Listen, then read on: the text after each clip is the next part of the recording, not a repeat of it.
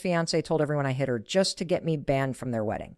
And she forgot one critical thing, that there were witnesses in the room. So the question I'm going to ask you right now is, would you stay silent and let her destroy your reputation, or would you fight back with everything you have? Tell me, what would you do in my shoes? I still remember the day I met her, the woman my son was going to marry. Let me start from the beginning so you understand how twisted everything got. My name is Margaret, and I have one son, Ryan, whom I love more than anything. He grew up close to me after his father passed away when he was a teenager. We became more than mother and son. We were best friends. I always supported his dreams, held his hand when life knocked him down, and celebrated with him when he soared. When he told me he was going to propose to a woman named Emily, I was thrilled. She was polite, well-spoken, seemed kind. She came from a respectable family, and I believed, perhaps foolishly, that everything would be perfect. For months, she courted the family's favor. She visited our home often, brought thoughtful gifts, cooked dinners, charmed my neighbors. I tried to welcome her, to ease any tensions. But sometimes, late at night when I was lying awake, I'd feel a flicker of doubt. Those small moments when she'd shoot me a cold glance or dismiss something I said like it didn't matter, I brushed it off. Because when a mother-in-law fears something, she worries she's being overly critical. So I gave her the benefit of the doubt. As the wedding planning began, tensions mounted. She insisted on things being done a certain way: guest list, seating, music, food. She criticized little things I did. Even something as simple as arranging the flowers on the welcome table would draw a comment: "You're using too many pink roses, Ma." I'd smile politely, step back, and let her have the space. After all, it was their wedding. But inside me grew a quiet resentment, a knot of unease that something was off. Ryan barely noticed. He was too busy with work and his own excitement. One afternoon, just a week before the wedding, I went over to their engagement party lunch at her family's house to drop off some traditional sweets. I walked into the living room, exchanged greetings, and sat down next to her sister. In-law, a sweet but quiet woman named Anna, who had always seemed to like me. Conversation was light until suddenly Emily got up to fetch something from the kitchen. I absent-mindedly nudged my phone from the cushion next to me, and it hit the floor. In that moment, her heel, that sharp stiletto, just happened to brush my arm. I flinched, startled. Her expression twisted. She gasped, grabbed her arm, and glared at me as though I had punched her. The room fell silent. I gasped, "What? Emily, I didn't." But she cut me off, screaming, "You hit me." In that moment, the world spun. Her mother launched forward, shielding her daughter, accusing me of violence. My heart pounded so loud I thought everyone could hear it. I raised my hands, confused and hurt.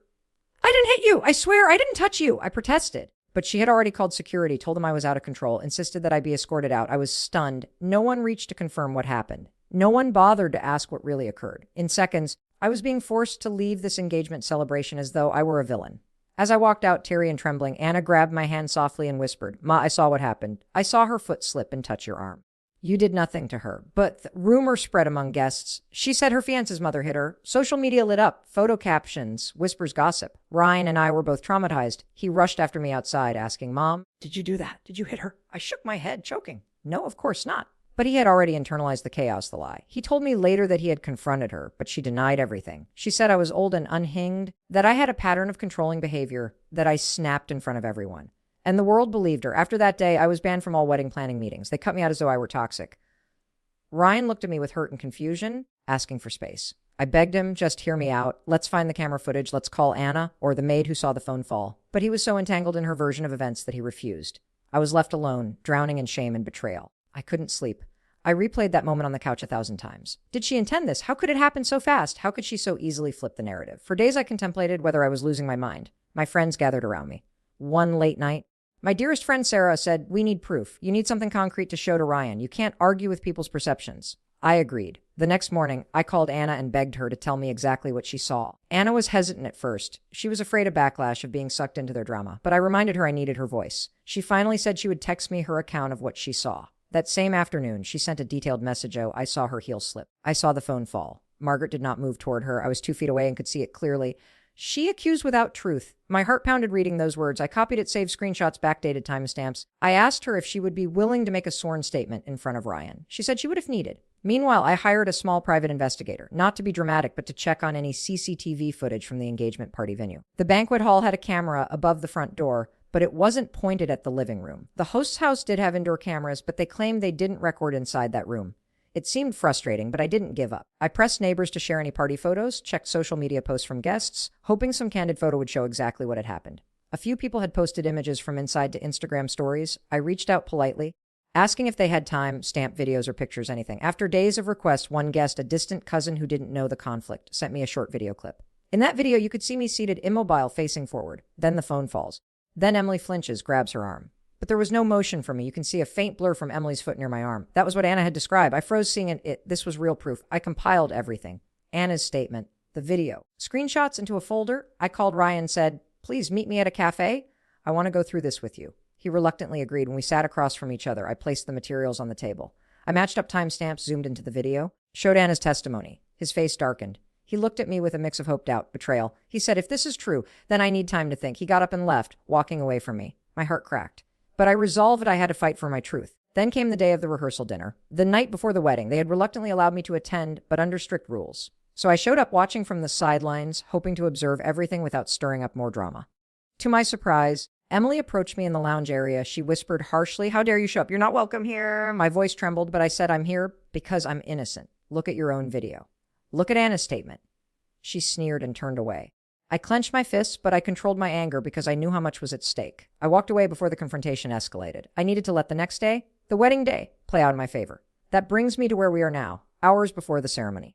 I've convinced Anna publicly to make a declaration in front of key family members. I've printed the video stills, backed them up. I waited near the altar seating, uncertain but ready. The doors open. The wedding party files in. I sit in the front row, heart racing. Emily appears radiant, and she spots me. Her face contours. She walks past and whispers to my son, "He's here even after everything." Ryan's eyes flick between us. She pulls him aside just before the ceremony begins. I can't hear the words. Then, in front of all the guests, he turns and says, "I'm sorry I can't go on with this. Mom, you're not part of this wedding." My heart feels like it's been ripped from my chest. Gasps ripple across the crowd. I stand shocked, unable to process. But then Anna steps forward. She clears her throat in the middle of the ceremony hall. All eyes turn to her. She says, "Everyone, I need to tell you something." She holds the printed copies of the video stills. She recounts what she saw, speaks convincingly. She says, "Margaret never hit anyone. I saw the phone fall and her foot accidentally brushed her. This was a false accusation."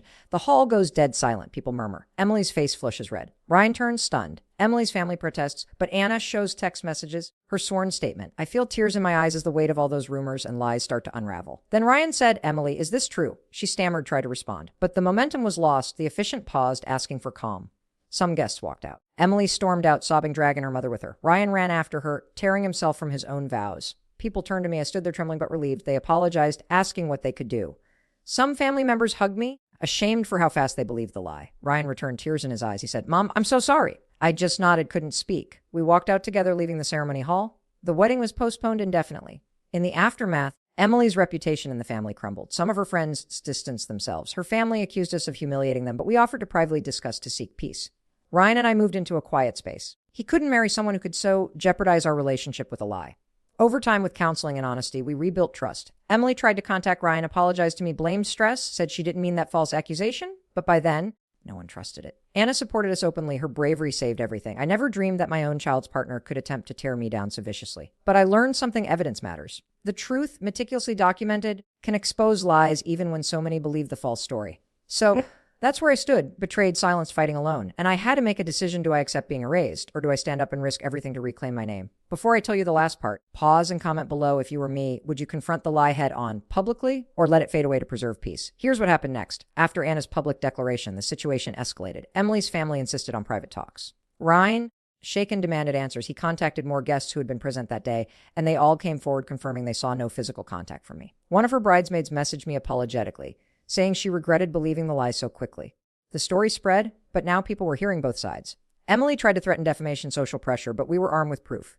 The wedding planners canceled her contracts, citing breach of trust. The venue owner backed out, saying they did not want to host such a scandal. Emily tried to bribe guest influencers not to share Anna's declaration, but they refused. Many had already seen the proof. Ryan's support swung entirely to my side. He expressed to me with tears that he should never have doubted me. He said, "I was blinded by love and by her words. I'm so sorry I didn't see the truth sooner." We began to heal cautiously. Months later, I received a letter from Emily's lawyer demanding I retract Anna's statement, apologize publicly, and pay for damages to her reputation. The world shook as I read it, but I refused. I consulted my own lawyer. We drafted a response citing truth. The sworn statements, the video evidence, Emily's lawyer withdrew. For a time, there was peace. Today, she is no longer in our lives. Ryan and I are building new joy together. I carry the scars of betrayal, but also the pride of standing firm. I laugh again. I adore my son with renewed depth. Some family members still whisper, "What a mess." But I look them in the eye now, unashamed, and every time someone asks me what I would do differently, I say I wouldn't be silent. Lies must be confronted. Evil thrives in silence. In closing, here's what this whole ordeal taught me. Never underestimate a person's willingness to twist truth when they fear exposure. But also never underestimate the power of a loyal witness, the value of proof, the strength you carry when your heart is true. If someone ever tries to falsely accuse you, you owe it to yourself to gather your evidence, to speak your truth, even if it shakes your world. If you were on my side, like this video and show your support. Subscribe for more unbelievable stories just like this. and share your final thoughts. Would you have handled it differently? Did I do enough? Let me know in the comment section below. I'll see you all in the next story.